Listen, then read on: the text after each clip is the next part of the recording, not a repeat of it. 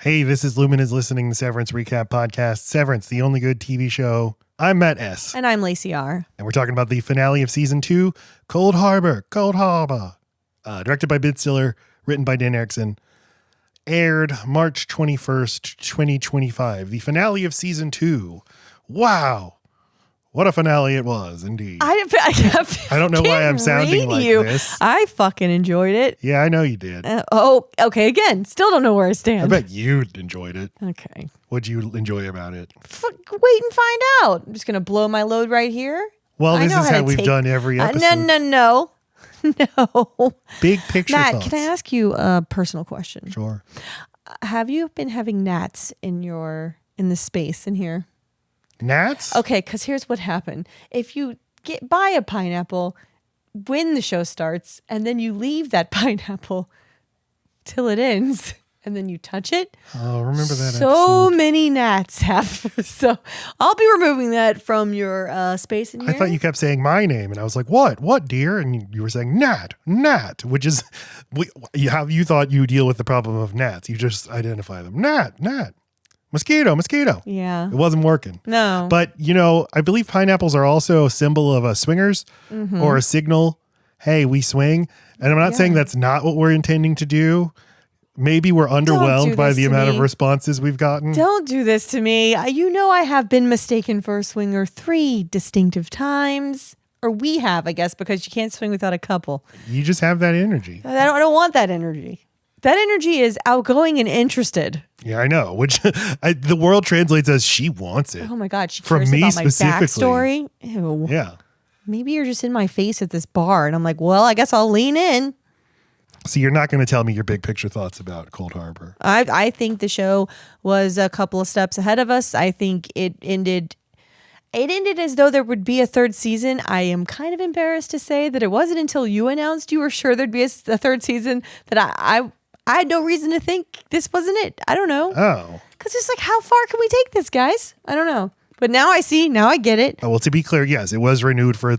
I saw the news about it being renewed for a third season. I thought it had already been renewed. So, but yeah, it's officially happening. They're doing the full out blitz. They're doing the victory tour. All the cast members are appearing at panels and stuff. And they're like, oh, yes, it was good. It was fun. Lumen. Why do you hate them so much? No, I like it. Oh, it sounds like you do. I think it was very satisfying. I think it avoided some very important stuff that we were cringing about from the beginning. So like what? It had this whole streak running through it about Cold Harbor and about Gemma in general. And I think we were supposed to groan a little bit. I think it actually was setting us up to feel a certain kind of way about Outies, period. And I didn't know that. This story felt more about the corporate versus the worker. And it's something even bigger than that. It's something even more interesting than that. It ended up being about your responsibility over these things you create and what's the ethical way to treat them. Like, really, if we're actually being true with ourselves. That's what it's about. Push back on you saying that the show it's by design that you're supposed to groan when you see Gemma. I think that the investment in Gemma is so that you care about her, so that when Mark makes the choice at the end of this episode, you care and it has weight. That's not what I meant.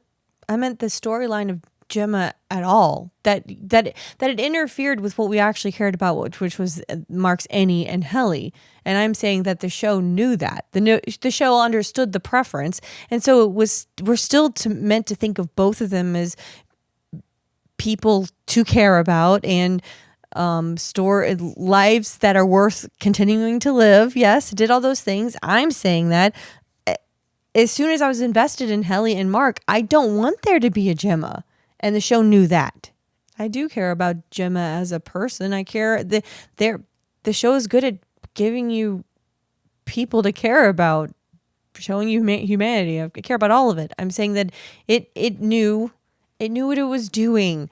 I think it understood who was the B plot and who was the A plot. And there were times where I was like, come on, who cares about this fucking Gemma? That's what I'm talking about.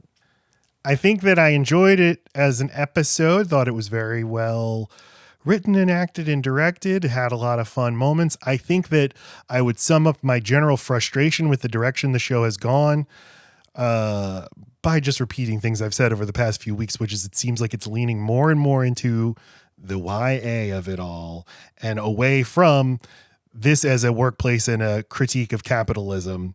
And that is just my own preference of what I enjoy about the show. I think you're completely and wrong. Okay. I mean, I don't think you're wrong about what your preference is. I just think you're wrong that it's doing that. There's all these moments where you're like, God, that's so interesting to think about. Like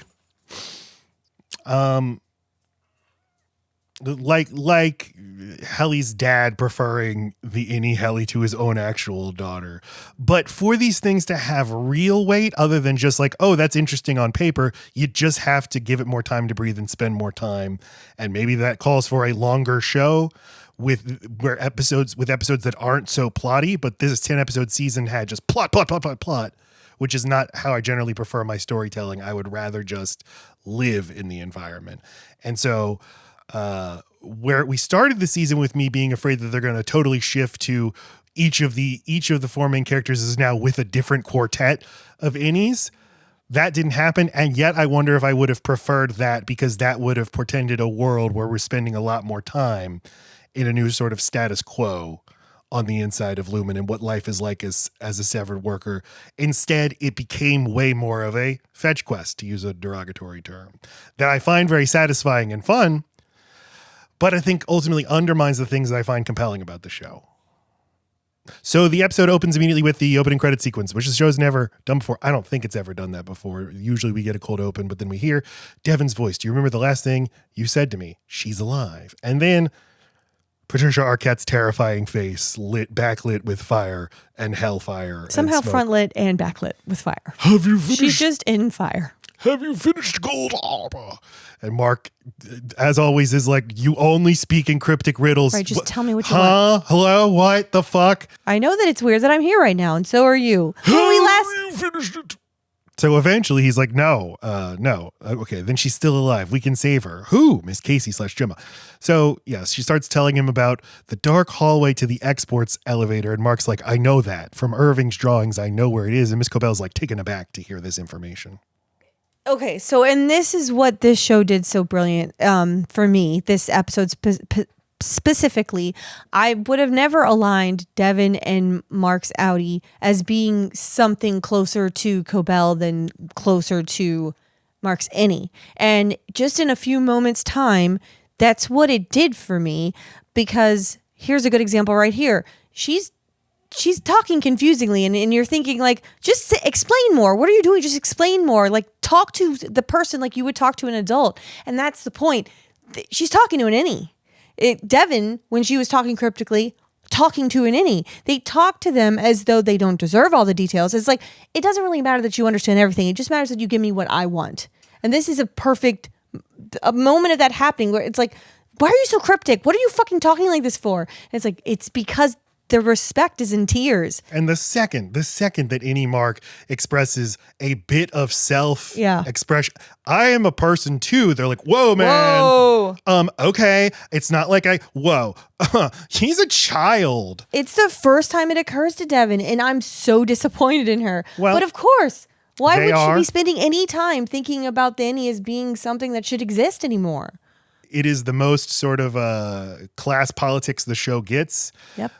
Which is my favorite part of the show, is in this early sequence. And I think the first 20 minutes of this episode are the best parts of the episode by far.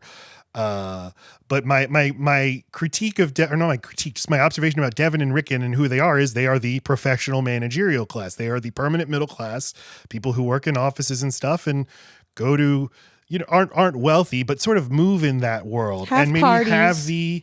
have the progressive politics when it comes to social issues, but don't spend any time thinking about structures of power. And they don't want their life to be interrupted in any way. Is it not to be shitty, but your brother who you're best friends with loses their wife. You lose your dinner guest. Like, you guys had a really cool relationship. It was a really fun foursome, and that's gone. And yes, it's so sad that she died and everything. But when you think about Devon's, what is she actually trying to do this entire time? She's just trying to reestablish her status quo. You know, she wants her brother to be happy. Then she just wants things back where they are because her life was she's perfectly content with. There's not like this ethical streak running through her like I was imagining, or like this like she's never going to be on the picket line. I mean, or like, you know, at a rally. Like, what am I trying to say? She's not an advocate for anything. She just wants her life in a way that's posture. She'll tell her husband, like, Lumon hurts people and you know that, and then walks away. But not she's like, really just let's really deal with this and what that means for us. But and again, she's really just talking about her brother. That's what I'm saying. Like, it doesn't go further than her nose. You know, the deeper thing is, my brother used to be really fun. He's not now. And part of that is part of tragedy. The other part is, fuck this company. I need to, you know, it's just, I guess I just thought that there was something more deep to Devin, and there's not. And the thing that is making you say that is the way that she treats the Annie Mark when she's talking to him? That she literally, that never occurred to her in a way that seems more profound than when other people have been kind of given that same dilemma of like, no, we want to exist. You know, it was like, oh, like, it just never occurred to Devin that there is any right thing except for to destroy all Annies. Yeah. And because I'm thinking of her as being on the right side of this, or, you know, the good guy, it's like, of course, good guys are flawed too. Like, she's good for this one goal, for this saving this one woman and for helping this one man. But like, I'm discounting a whole world of people because I'm like riveted by this story. How much a persuasive story can get you on the wrong side of the ethical line. Not because she has any malice in her heart or anything like that. Just literally didn't occur to her. Doesn't have the language, doesn't have the experience to even for it to even occur to her that the world exists like that. Well, and you know, she's bought into Lumon just as much as anyone else. The framing of what an innie is all she's working on. And to her, she thinks she's saving people from being perpetual servants of Lumon. She didn't ask them what it's like. So we check in with James, Egan, and Helly. We left them with her being like, what the fuck is this goblin man doing here? But she does know who he is because they did meet. They had talked to each other in the bathroom. Yeah, in the last season when she did the overtime contingency. Which is the way the episode ends, the one before this one, where he says, "You tricked me." And I'm like, what does that mean? It's like, okay, because you pretended to be Helena when you were actually Helly. Okay. Weird fucking goblin creature, yes. But I'm sorry, we already jumped past your favorite part of the episode already. And I feel like I had a couple more things to say about it. We're going to go right back to Cobell. Oh, does it keep going back and forth? I'm sorry. I'm smart. All right. Yes. She jumps up with a pen in her hand, and I'm like, this is the end of the Egan reign. Well, I was cross with you after the party. I threw a tin of candies. And she just goes, God, you're fucking weird.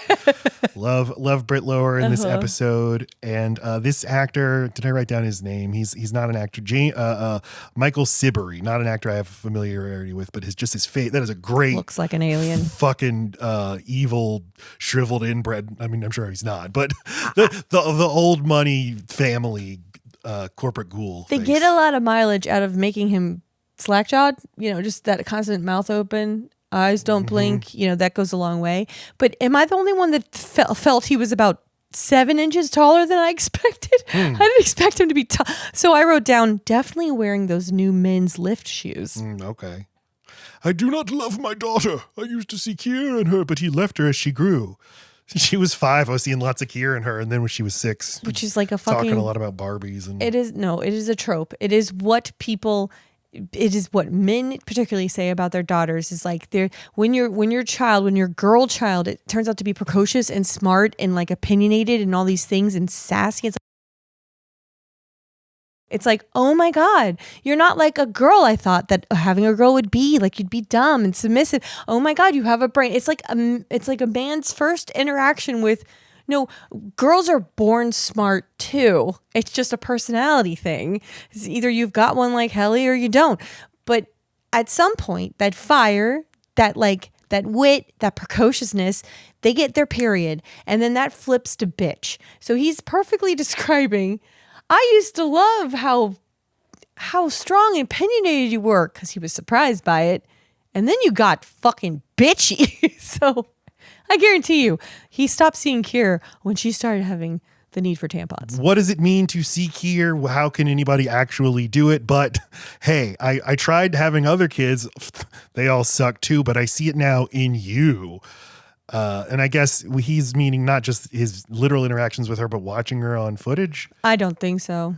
No, no, he said he glimpsed it in the bathroom. That was that one time he interacted with her. And now the first thing she says to him here, like directly when she stands up, there it is. But like when you're rich and you think you fucking know everything, you're just going to go ahead and confirm, like, I knew it. Yeah, she grabs her pen and like Laci said, we were convinced she's stabbing this guy in the neck right now, which would have been awesome. Been you and your family created hell and you're going to burn in it. And then just stands there. He says, then he gets an erection. That's cute. But instead, I think the cynical part of my brain is like, this is included here for future justification for Helly's continued existence. That her father wants his daughter to keep going down onto the severed floor. I don't. Because we could do like predictions for where we think the show is going after this. Yeah. But this seems just like a little bit of groundwork to be laid for another reason she needs to keep going down there. To me, it seems like a reason why Helly should never want to allow Helena to ever go. It just seems like a reason for her to burrow into the severed floor and never be found again. I don't want to be fucking touched or talked to by that man. I liked seeing the last episode that she's staying after hours and realizing, oh, you could just not go. You could just stay at your desk and like, yeah, I'm just not leaving work today. And that's kind of as the episode goes on.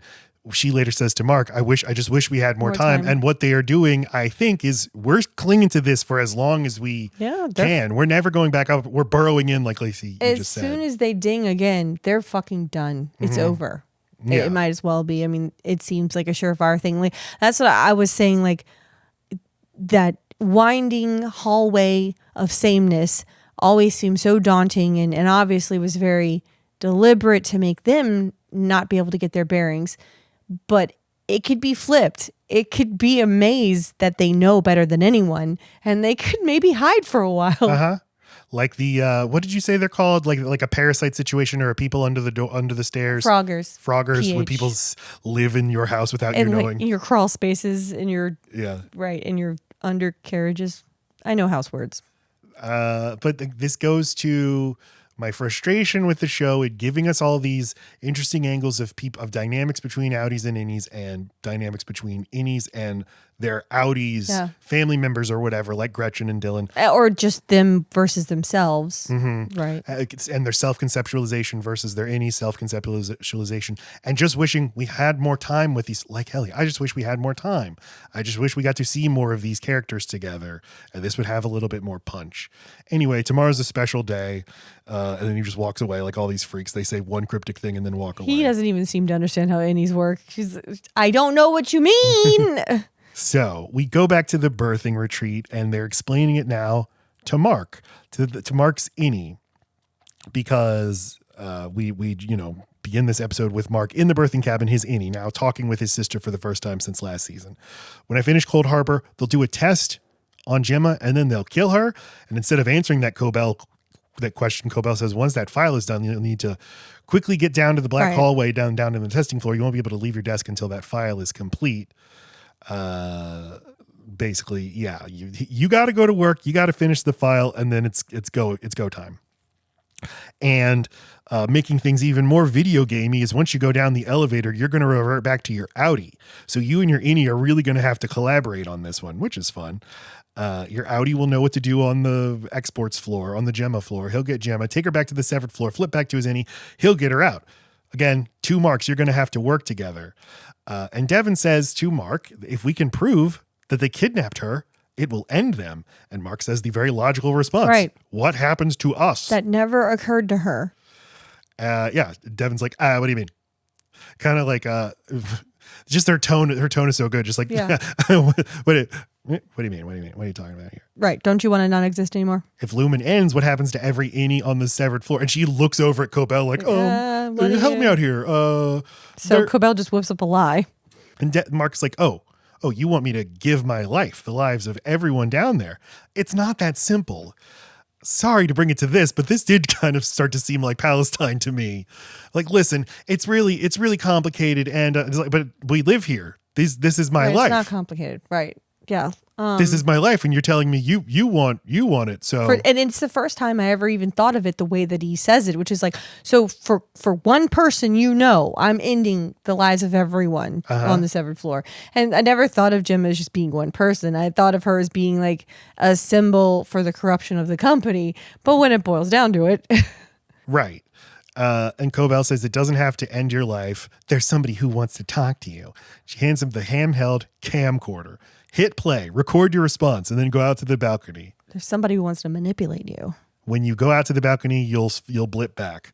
So thus begins the camcorder conversation. Really cool, both visual idea and just this is the way that the two marks can talk to each other. Mm-hmm. And it reminds me of this scene in Total Recall where Arnold Schwarzenegger, who might or might not be under like a brainwashed hallucination, gets a video message from the real the real version of his character, and it's just a very, I don't know, it's the most interesting scene in the movie, and we get that sort of thing for however long this goes on. And now, for the first time, Audi Mark's like personality, the way I feel like every time he talks, I think he's delightful. For the first time, I can't get his tone to feel right to me. He's just the swarmiest little fucking asshole. Like, I mean, he's now laughing at kind of the wrong time. He's pitching to him in weird ways. Like, he's selling him. Like, he becomes a salesman. His hair's blowing in the breeze. He's free as a bird,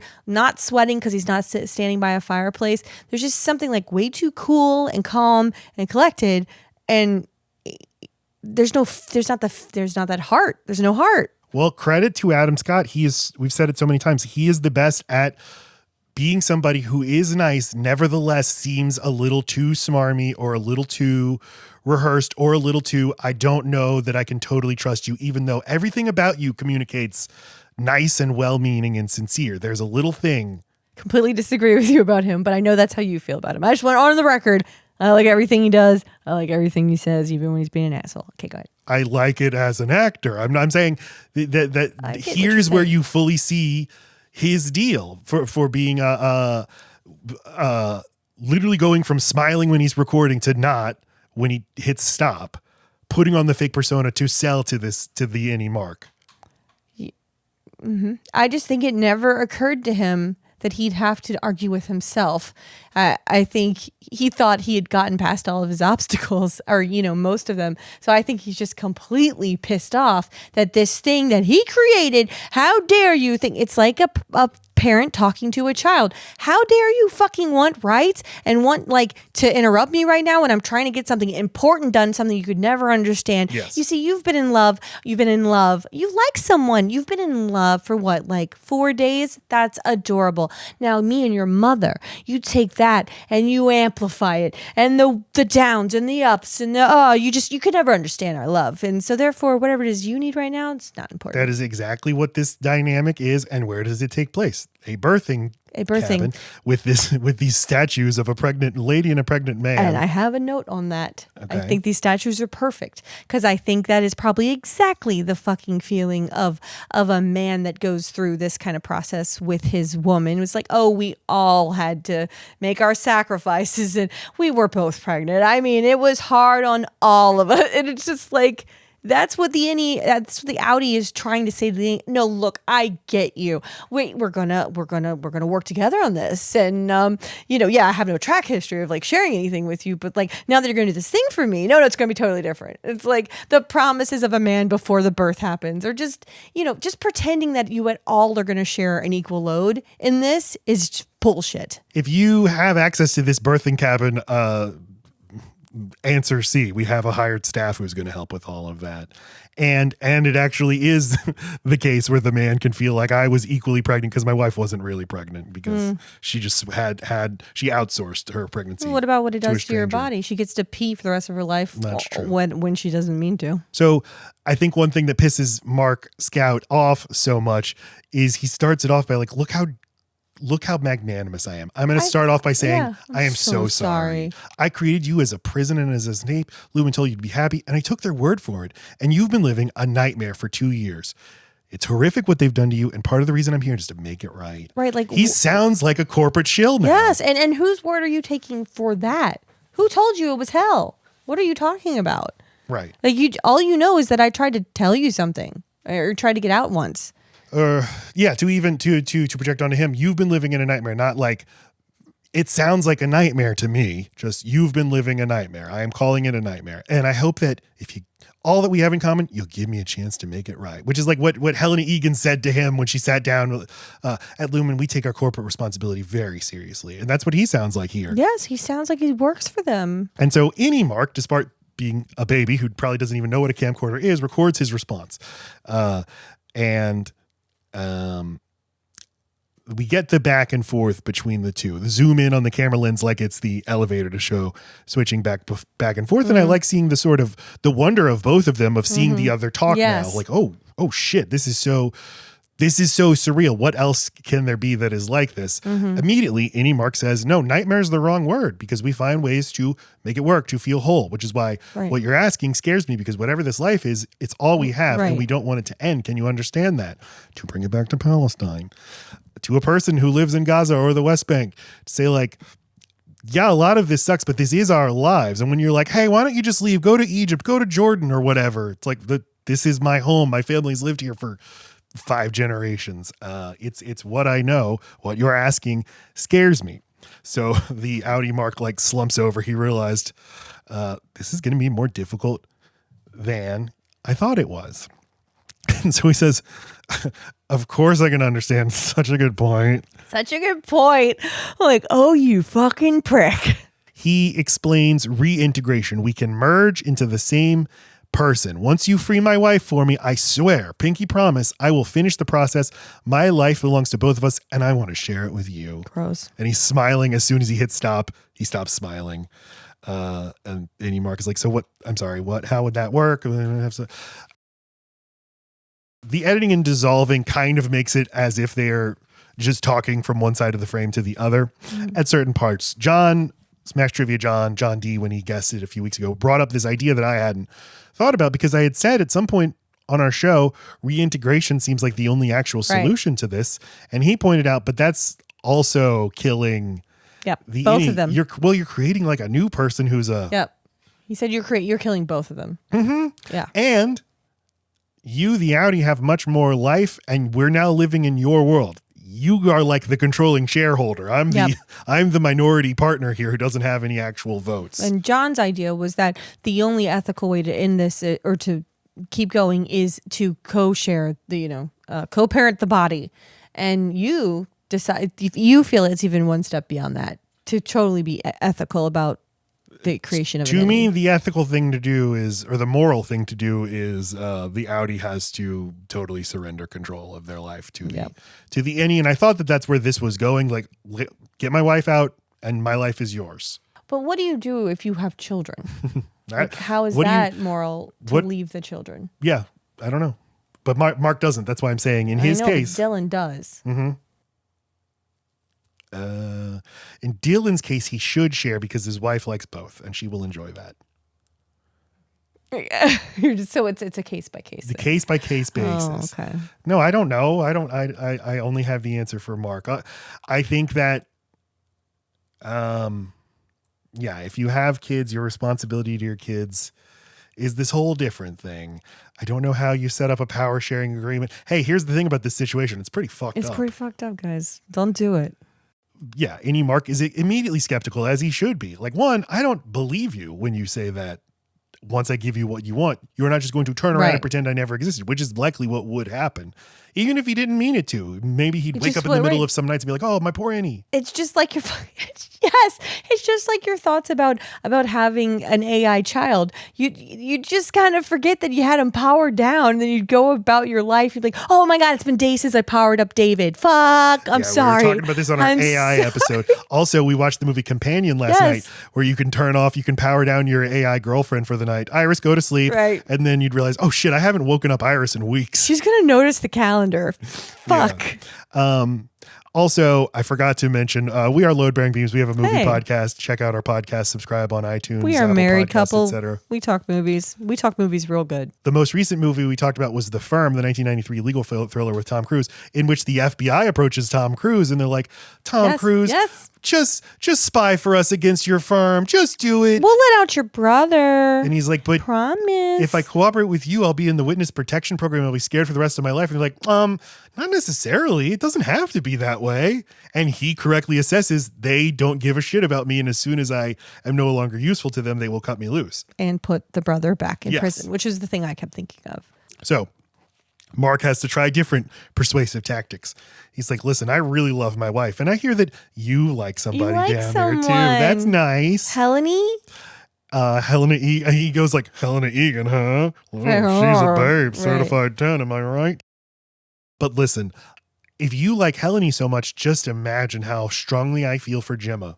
And like so Laci, you just said, this isn't something a parent. Yes. There's a kind of parent who, when their kid like falls in love or whatever, gets really like territorial about it. And like, you don't really know. Here's some hormonal teen. What I have with David here, the AI child is much more powerful, and you'll never know. And okay. It's just funny that he really is reacting like a parent here. Imagine how much more real my relationship is with Gemma. So, that doing anything for you? As if longevity is the way to prove that something's real or not. Also, when your longevity just as much prove that you've had enough time and now you need to give it to the any who's had no time. You've had all this experience and you think that entitles you to more instead of giving someone who hasn't had anything more because it's zero sum and it's got to be you. And he says, her name is Helly, which you know if you ever took an interest in my life before tonight when you need something. Helene. The other thing is, Helly's outie.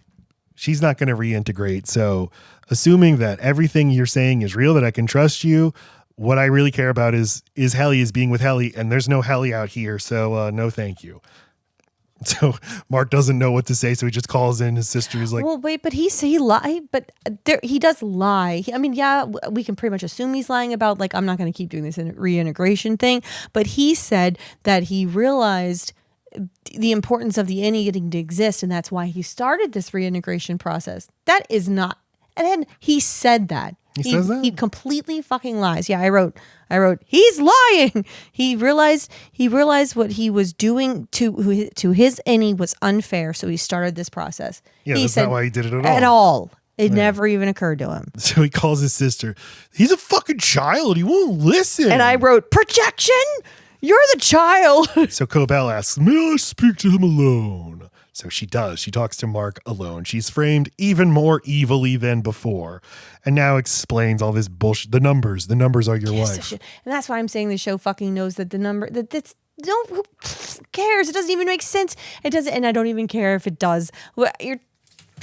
I'm saying like they had to address what Cold Harbor is, so the numbers, so they do it, and then it's like in one ear out there. Who gives a shit? No, it's sci-fi mumbo jumbo. It's put the bleep in the blorp and Right. This was never the point of the show.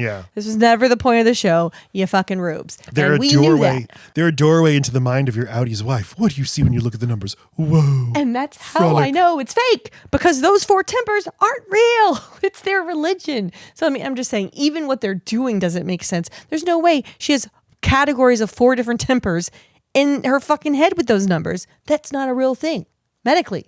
Yeah, I know. It's astrology, basically. Right. There's How do you feel as we know, there's 4 tempers: Leonardo, Donatello, Michelangelo. Right. Like, I'm a Pisces. If you were going to write my horoscope today, what do you think? Like, oh, you feel sad today. Those clusters are her tempers. Laci, I kind of agree with you that this is the show having a little fun and being like, don't worry about this bullshit. Yes.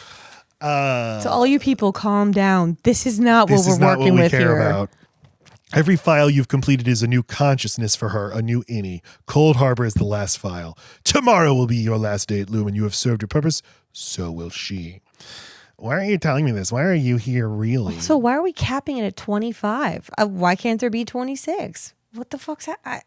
And why are you making... Does that mean that there's some other person? So does that mean all the files that Dylan completed and Helly, they were making different versions of other people's rich outies? They just happened to not be their fucking spouses? Well, how many fucking floors do you have? How much resources do you have? This is so stupid. I guess I thought no, they're working on nothing. They're Yeah. working on fake work, and Mark's the actual one. But their numbers make them feel sad, happy, and mischievous too. So how are they? If it's true that those numbers make Mark feel those ways because it's how his wife feels, then then what are those other numbers doing? And how's he feeling? It was telepathically linked to his wife like E.T.? Come on. I don't think it matter. I don't think it matters who's working on your numbers. I think that it was such an important thing that Mark was working on his wife's numbers just to prove how completely separate these links are. They are permanently. You have to prove to rich people, like, no, all of a sudden you're not going to wake up and remember all the pain of birthing 8 babies. You're not. I promise. Once we have proven for sure that even the strongest bonds, even the strongest connections are completely severed when you can even sever up to 25 times with no bleed over. Mm-hmm. That's the pitch. So, it's just that Mark was the ultimate way to prove. Right. I think this is sort of a Manhattan Project where, like, well, we've determined when we successfully do this, it's like when we successfully tested the atom bomb in New Mexico. And then we're like, all right, good to go. Ship it. That's what this is now. Final phase of the product testing phase. Right. Is this thing with Gemma. But Mark is like, so what are you doing here really, Miss Cobell? And she turns even more evil. She's like, I care about you. There'll be no honeymoon ending for you and Laci R. Reintegration is your only choice. He tells Devin, hey, fuck you. And the next thing I see better be the severed floor or you're never going to see Gemma again. Gotta take it. And then what does he see? What do we all see? The severed floor. Also, he needs a haircut. So we still don't know what's going on with Miss Cobell, which is annoying. It's annoying, but okay. Now I see you. 3rd season. Got it. But like, I don't care what it is, but I mean, I'm just saying they definitely left enough shit to that I understand now. What will we be working through in season 3? Where to me, I was like, we're gonna wrap all this shit up. We're gonna understand everything. But if you view the season as a work unto itself, shouldn't she have started somewhere and ended somewhere else? And where she started and ended is Cypher, who I don't understand. Her motivations are unclear. Mm-hmm. What she wants to do is unclear. Is she good? Is she evil? Is she neither? But don't you think that also happened with Milchick?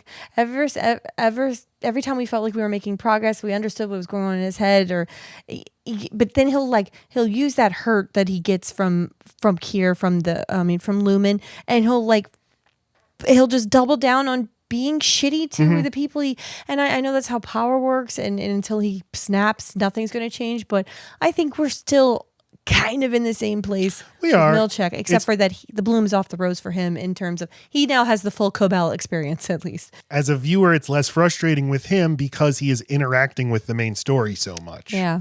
Where she is detached. And so we're like, I just asked a question. The function to the story, not the plot, the story is what? Anyway, Mark is on the severed floor, the new painting. I need this painting as a bedspread immediately. It's a mural. It's like, hey, remember this show? It's everyone you've seen on this show in one mural. He's definitely fucking that computer. With Mark in the center, and they're all worshiping him. And Devin and fucking Rick are there, and Bert. Vladimir Lenin is up there at the top. Oh my God, the guy from the fucking goat room that's in like all the ones that are dressed as goats are in the back. And even the gaunt bride. Even she's there. And they're clones. I mean, good for Cobell. She's not being blacklisted out of Lumon history. Yeah. You know, her name, she's not persona non grata. Oh, even the ones who were the fake new office workers are all right there in the back. I see. Yep. Even Dario or whatever, the Italian guy. Yeah. So Hallie gets off the elevator and they hug. And then the lights go off for some reason. They're only lighting up wherever they walk under. It's like their walking isn't triggering it. It's like they're trying to keep up with the lights. It's doing the reverse of it's not functioning properly. It's menacing. So they go into their office. The lights are out there, and there's a Kier Egan statue with a letter for Mark S. And it's from Mr. Milchick. Love Milchick. The founder wished to witness the historic completion of 25th file. Laci R shall also bear witness from her chair. Goodly splendors await upon your victory. Love, Mr. Milchick. And then he opens up the card, and it's a 3D waffle. Aww. So their workstations are illuminated, so they sit down and start whispering to each other all the fucked up shit they've been through over the past 24 hours. J.M. Egan was here. He said some cryptic shit about the fire of Kier being in me. Also, today's a special day. And he's like, yeah, I know why. as tells her all about Miss Cobell. And she's like, you want to trust Miss Cobell? And it's like, well, she seemed different, but also the same. Different, same. I don't know. Starts working and the completion percentage goes up, even as he suggests to Helly, I could just not finish it. And then what? Then where would we be? But Helly's like, we're screwed either way. So the thing to do, I think, is complete the file, get Gemma out, do the reintegration. Trust your outie. At least you'll have a chance at living. Right. There's some true love shit happening right here. Like, I mean, she really does just want the best for him. Mm-hmm. He says, but I want to live with you. That's the sweetest fucking line of this entire season. 'Cause the way his voice cracks and, you know. Yeah, they're both so good here. And she says, but I'm her, Mark. I'm her. Meaning I'm Helena, right? Well, I think it's that. It means a couple things. Yeah. Yeah. I think, well, our 14-year-old is like, she's not severed. That's what she's saying. That's not what it means. I think they are trying to tease you with that a little bit, just with her scripted. saying it like that. But everybody talks this way. I'm Helena Egan. I'm not reintegrating. I'm not, whatever Helena Egan wants, Helena Egan's going to get. Yeah. But I'm also Gemma. I'm Gemma. I'm your exactly. What you feel about me is how your outie feels about her. Right. You're going to feel love toward whoever's out there with you, and you deserve to feel that love. Like Fields and Bert, like at least some version of you will be up in heaven with me, and maybe that's enough. Maybe it'll be enough for me to not exist anymore, but know that a version of you is out there somewhere happy. And so it's like an ego death for Laci R. Yeah. It's her own Chikai Bardo. So Mark nods and says, okay. I did not notice they were all knee deep in water.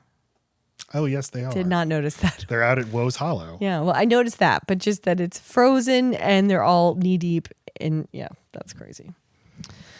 That's crazy. This show's nuts. The percentages start going up. We see Mr. Drummond and Dr. Maurer observing and getting excited.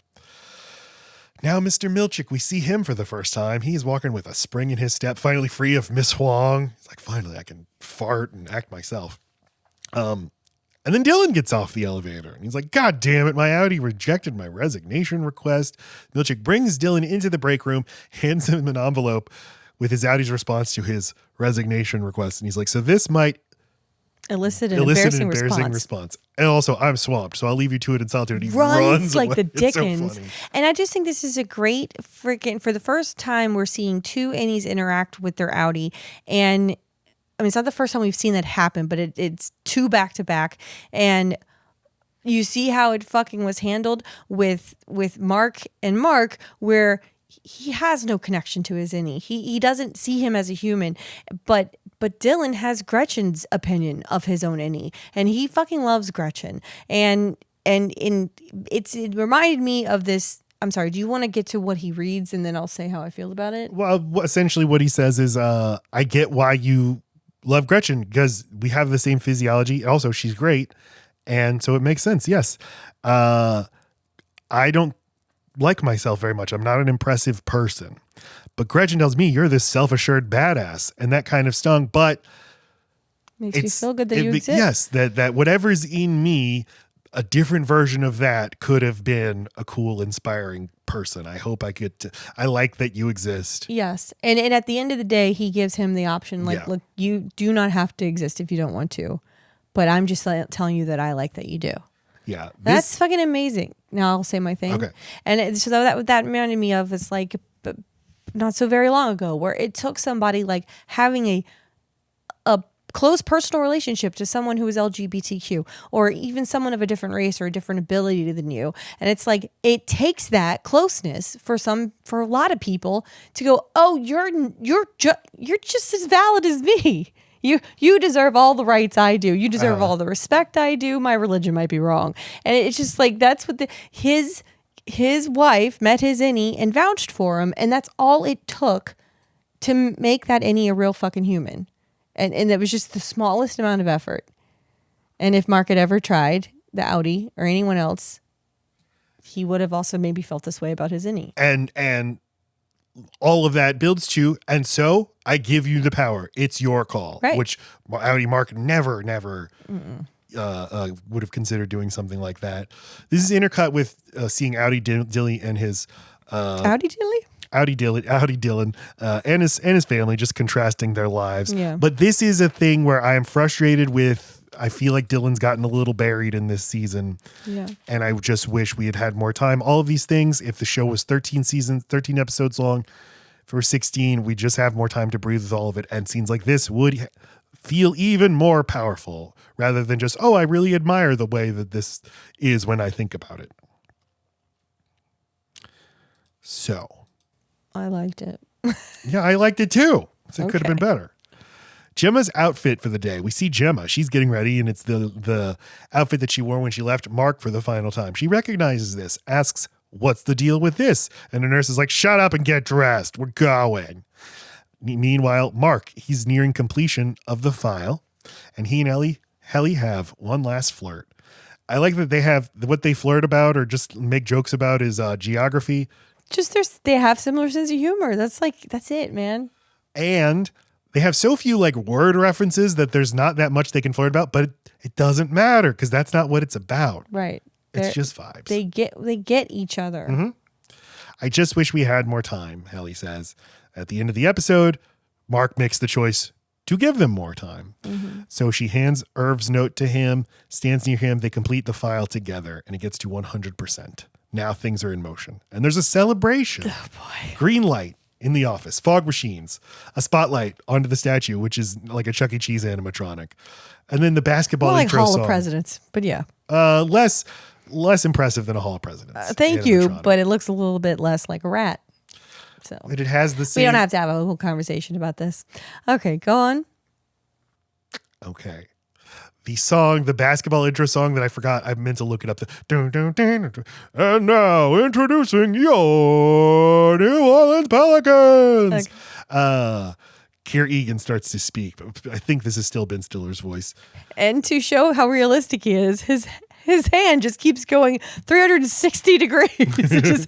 and then I did this. You are one of the most important people in history. Revel now in the fruit of your labors and hail your earthbound steward, your very own floor manager. And then the music perfectly stops just to like completely undercut his entrance. And it just goes silent. And then he jumps in and does some fighting stuff. And so they have a little back and forth.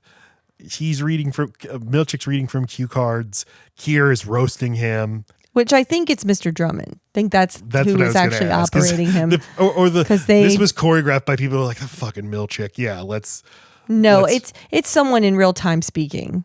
Like it's not pre-recorded. Okay. That's how I took it. But I mean, same thing. Like we are going to be shitting on you, and he recognizes that. So and he is shat wounded by back.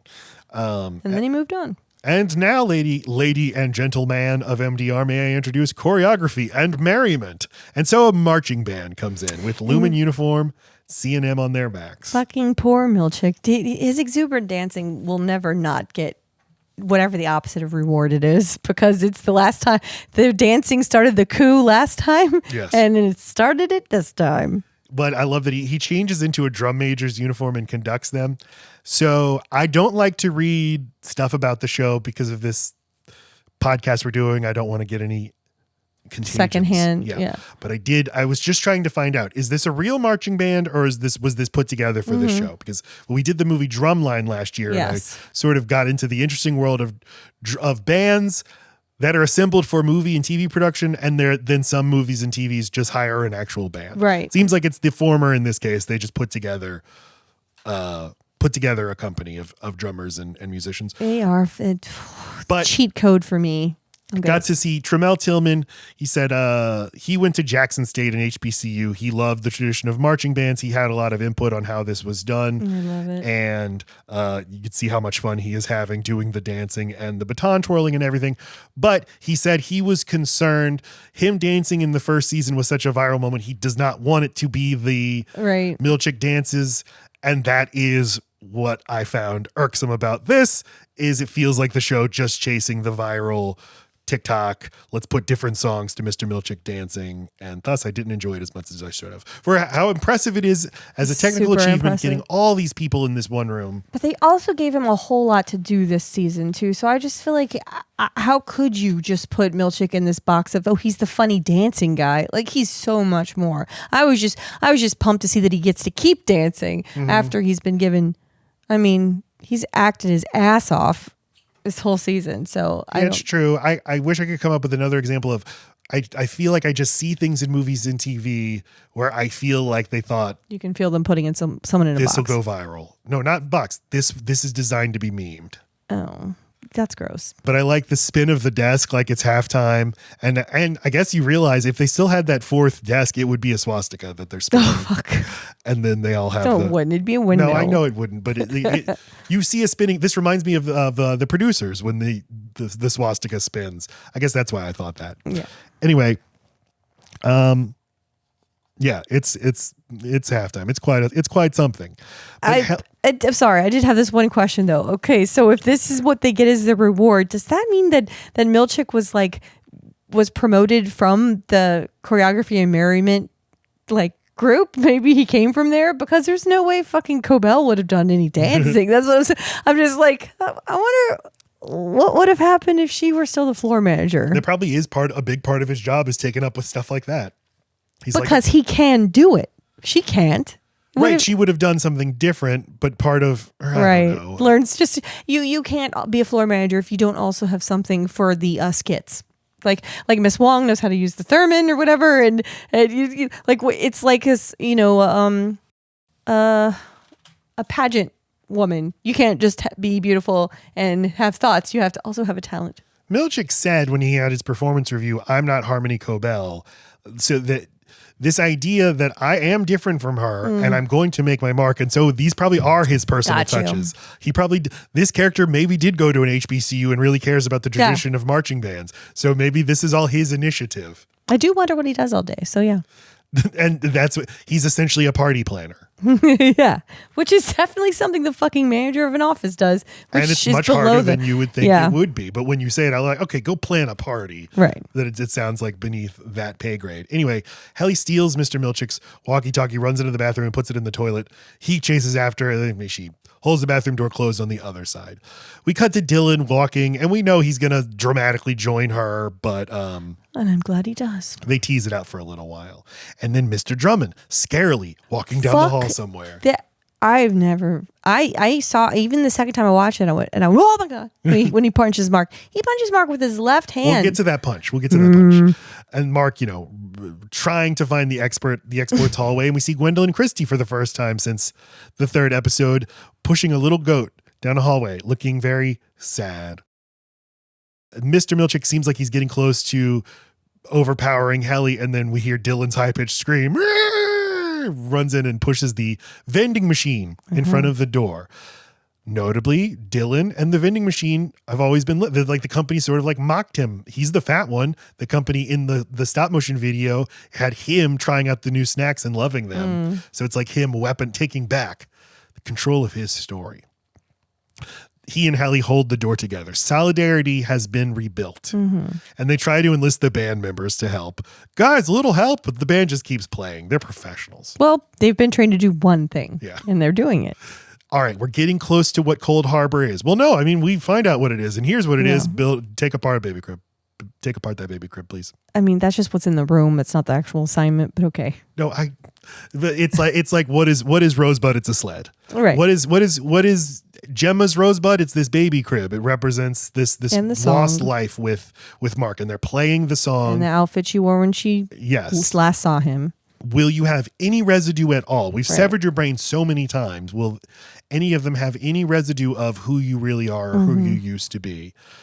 They watch her take apart the baby crib. Spindles and all. And they're like, wow, the barrier is holding. Oh, yay. Drummond meets with Gwendolyn Christie. She's like, mammalians, naturables brings an offering. Has it verve? Wiles. A goat sacrifice has to be offered to Kier for some fucking reason. Every time, because every time they kill someone at Lumon, a goat must die too. To take that worker to Kier. Goat Valhalla. I guess, I said that the people in power don't actually believe in this shit. Maybe they just do. Or it's like, we know we have to. So we got to sacrifice a goat and a woman. Entombed with a cherished woman. So they're really going to entomb Gemma? That's actually what they were going to do? All right. I think it just means they're going to squish both of them in one coffin. I think they're just like getting fucking tomb. Well, okay, yes, they're going to. This is again where I'm frustrated with like this. So this company is literally just killing people like they're goats. Yeah. Can't they just be normal evil?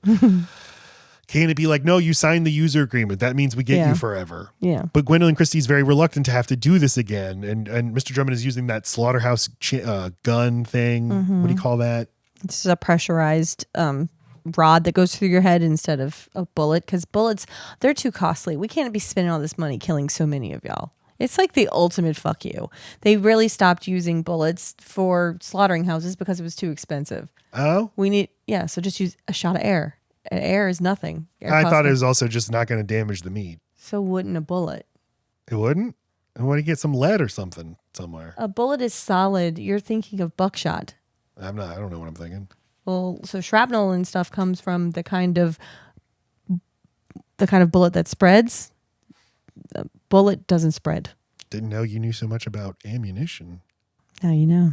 Mark is trying to get into the door to the exports hall, but his key card isn't working. He just starts hitting the door, and this is right across the room where they're sacrificing the goat. He's trying to scale it like he's just like a little kid. Like, Gwendolyn Christie's like, she's supposed to shoot the goat, but she's like, how many more times do we have to do this? As many as the founder calls. But they hear the knocking right across the hall, so he goes to check it out. All right, and so now we realize why this 500-pound Viking was cast. Olafur Dari Olafsson, so scary. The actor who plays Mr. Drummond. And Mark is just like, I'll just go this. Fucking, and then punches him with his left hand. A punch that seems like it would shove my head through a wall and decimate my face. It is such a hard punch. And this is done in full frame. I don't know how they did this. Presumably this is like a wrestling punch where he just pulled it a little bit, but it looks Adam so Scott real. got actually punched right here, and it looks so awesome. One of the most impressive punches I've ever seen, and he is just dragging Mark around and tossing him like he is a doll. And Mr. Drummond becomes a little feral here. He's literally going to choke Mark to death. It goes on for a long time. Yes. But then as it's happening, you're like, come on, Gwendolyn Christie. Suddenly I realized that's why they cast Gwendolyn Christie. Yep. And Gwendolyn Christie's a great actress. I like seeing her in things where her physical presence is not the point of her. The point, right. But often it is. In Brienne of Tarth or in Star Wars. And here she comes out and she's kind of a match for him. They start brawling. She holds her own and she can kick him in the balls. Right. An average woman would not be able to reach. Right. And gets him on the ground and starts beating his face mercilessly, grabs the gun, is going to shoot him, but Mark stops her because he needs her. He needs him. Needs Drummond. And it takes that moral strain off of, now she doesn't need to be a person that killed someone. Uh-huh. Sure. Especially for Mark, like now I'll handle this one quickly. Yes, and this is the reverse of what I said. I would like more time with these people. This is an instance of we get everything we need to know about this character through Gwendolyn Christie's performance and the few things she has to say and the few things that she does. How they've given her the task. Your entire life is caring for goats, and then we're going to act surprised. You care about the goats, right? But the goats are her whole world. Of course, she's going to take it so personally, care about it way more than they could possibly understand, and that she's going to fight for it, and that's what all of these workers are going to do. Right. You give us one thing to care about. You're not making our world small, and so therefore our brain small. Our brain's just going to attach to the small things you've given us, and we're going to outsize those things as importance, maybe, but we're still going to have like a full set of desires and hates and likes to apply to these small things. Yeah. Helly literally says it later. She's like, they created this world. They give us these lives and think we're not going to fight for them because to them they seem so small and pathetic. Right. When it's not what you give us that makes the life. It's what is inside of a human that experiences it. So Mark holds Mr. Drummond at gunpoint. Gwendolyn Christie wishes them goodbye. She's cradling the goat. Emil thanks you. Emil's the goat. It's like, oh, okay. Okay. Great. So they get into the elevator. Mark is holding the slaughterhouse gun to Mr. Drummond's heart. And in the funniest moment of television Oh, so in good. so long, he says, in a second, I'm going to change to my Audi. And then it blips and he just shoots him. And in between stages, too. So who would you even take to trial? You can't. Oh, no. Yeah. No, he was in between. The cosmos is to blame for this. But it is so wonderful. But and it's his reaction waking up to blood squirting in Yes. his face.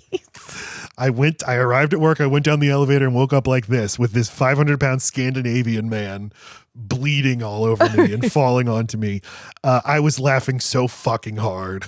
And just so much blood. This show has not had blood really in it. So he just... Chekhov's blood. He dies right here. Great. Mark steps... Okay, now Mark is covered in blood. Looks kind of hot, honestly. I kind of like it. And armed with a stun gun, a slaughterhouse gun that is already used. It's going to do nothing. But they don't know that. Right. Or I can, like, in the John Wick movies, add a bullets, throw the gun. Yeah. He runs into the nurse on the way, and they just kind of yell Fuck at Fuck off. Fuck you. Like he's trying to use the gun to threaten her, and she's just like, fuck you. She fuck you. runs away screaming, fuck you. Back at MDR, Mr. Milchick is issuing commands to the band. He's like, fall back to CNM now. Your performance has been compromised. So Helly gets up on the table, gives the union organizing speech. Our friend Irving, remember him? He's not in this episode, but he's gone. They want our whole department gone. If Mr. Milchick gets out, we're dead. They're going to turn us off like fucking machines. They'll do it to you too. They give us half a life and think we won't fight for it. Right, Milchick? Seth. Mark gets into the Cold Harbor room because Mr. Drummond's blood is on his tie and he can use that to poke the little thing. And he sees Gemma for the first time. Pretty powerful. But Gemma doesn't know who he is. But she trusts him. Uh-huh. And she does, and this is the first time she's been this Audi, right? Yeah. So she's got no experience except for she's been told to listen to this song, take apart this crib, and listen to this fucking asshole that's on the speaker who is cold, distant, bossy. And then this guy, passionate, covered in blood. Yeah, I'm 10 minutes old. I've never seen a human face. Now there's a human face. Oh, okay, yes. And I'm telling you. I think it's also, genuine. there is the residue. There is. But there also is just like, okay, I'm human. I desire other humans. You're human telling me you care about me. I'm coming with you because robot guy isn't doing it for me. I'm your husband. Your name is Gemma. We'd been married for 4 years. We had a life together. If you come with me now, we can get it back. Dr. Mauer's like, don't touch that man. And if you touch him, it's all over. He's like, it's not part of the this test. This is not part of the test. How fucking compelling. You should have said this is part of the test. And then she really wouldn't know what to do. Yeah. Jay Megan, in watching this remotely, is just like, fuck. I say fuck now.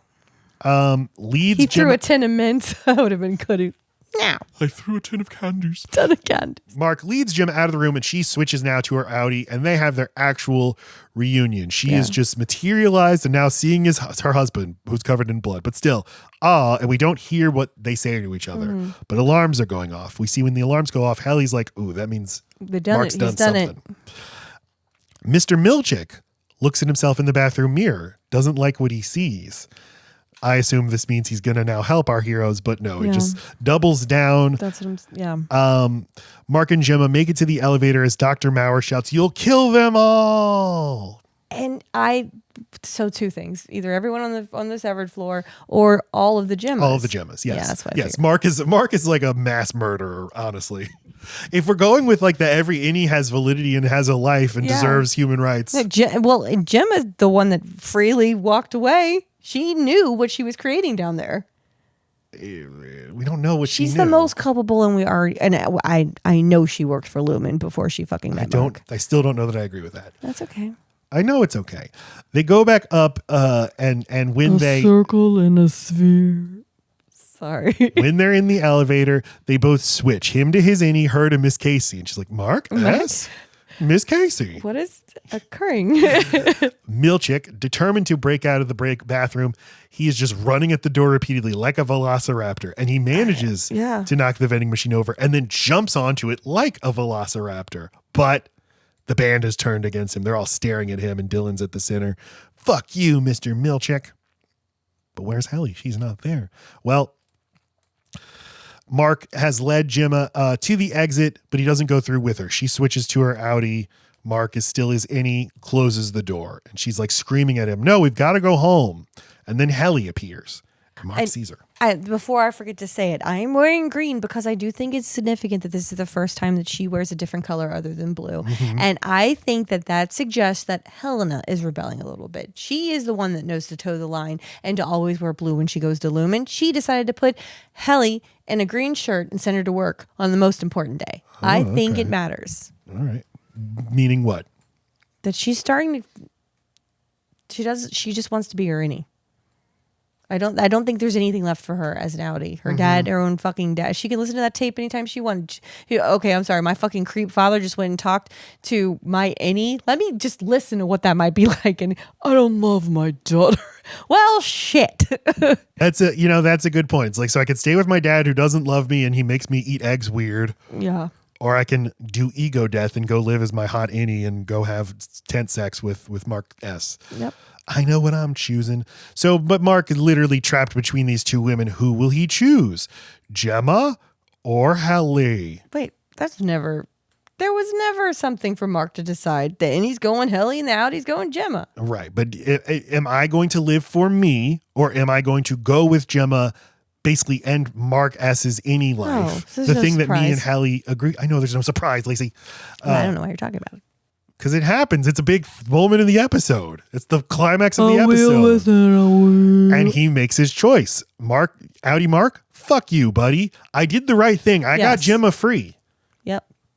Emma's choosing to not run. She can, that's a YP, not an MP at this point. So he turns around and goes and joins Gemma or Helly. Gemma's just like, what the fuck? Like the Breakfast Club, Helly slides into the hall, like, because she took off her shoes because she's having a rough day. Oh, okay. And like, so what, you don't see her walk into the frame like every menacing fucking person ever on this goddamn floor. You see after hours Helly with no shoes on. There's something cool. So innocent and like young about it, and so just lacy about it. I wasn't gonna say anything. So at this point, the song "The Windmills of Your Mind" by Noel Harrison starts playing. This is a song made famous by the 1968 movie The Thomas Crown Affair, although this is actually a cover by Mel Torme. And Mark and Helly take each other's hands and start running the other way. Where are they running? We don't know, but at this point, it is a visual reference to, I think, a lot of things. That the whole episode has been very Stanley Kubrick, and certainly when we get to the end credits, hallways. It's very Clockwork Orange. But this freeze frame, I think, is a lot like the ending of Butch Cassidy and the Sundance Kid, where it freeze frames, zooms in, and almost kind of morphs into a drawing or a picture. Yeah. And it's cool. It's cool. It's cool. I want underwear with it. And so I guess the occupation begins. Now occupy Lumon. We're never leaving. We are going to burrow. We are going to use this mat race, this rat's maze as our fucking home. As long as we can fucking do it. I love it. It's, if like Jewish people hiding from fucking Nazis in people's floorboards for years can fucking find a life, like the Say Anything song. Yes. then we will make a life. You will get me pregnant. Lumon's fault for building such an elaborate fucking building. That's what I'm saying. Yeah. They'll use it against them. And that floor is huge. And perpetuity wings even on this floor. There's so many places to go. I guess what's just as cool as that is, I am frustrated because I liked the show in the first season better. Things can't stay the way you like them, Devin. They can't stay the same. You're right. You just want to have your little office parties. Shit got complicated, man. We are going your dinner parties. We're going to do a season wrap-up episode next week. And kind of just give our big picture thoughts on the season as a whole. For this individual episode, I think it works. It's a lot of fun. I give it a B. It's not my favorite episode of the season. I think it has some great ideas, some great visual moments. The acting is superb as always.